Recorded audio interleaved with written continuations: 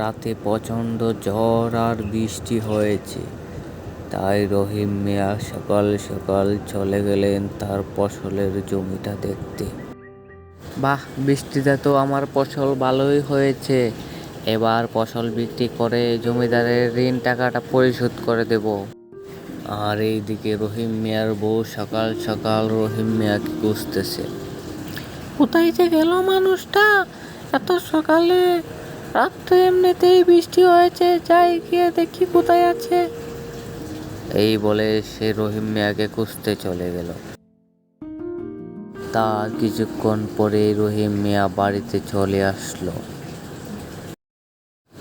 এসেই তার বউকে ডাকতেছে, ও গিন্নি, গিন্নি কোথায় গেলে? এদিকে আসো, শুনে যাও, একটা সুখবর আছে, খুশির খবর।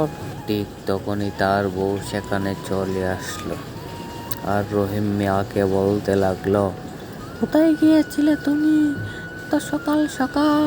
আর এইদিকে তোমাকে খুঁজতে খুঁজতে আমি হয়রান।